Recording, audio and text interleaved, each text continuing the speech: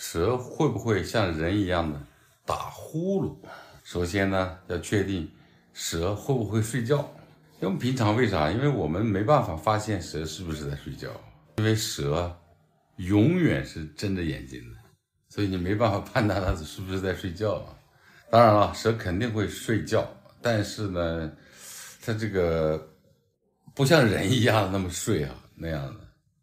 它除了进食、拉屎、找水喝，或者是这个找配偶，其他情况下呢，基本上都是静卧在，比如说这个石缝啊，或者是树叶底下呀，或者是这个洞穴里啊，它完整的睡眠好像是没有。因为任何时候，我们从我们自己的观察啊，养殖观察来说，任何时候只要激动它都可以立刻的立刻能反应啊，立刻就会有回应。所以说蛇也不可能说一个睡眠这个概念啊，对它来说是没有。说到打呼噜，我真听过蛇打呼噜。蛇打呼噜是什么情况知道吗？那就是得肺炎了，感冒了，就打呼噜了。对，所以蛇是为什么它永远是睁着眼睛呢？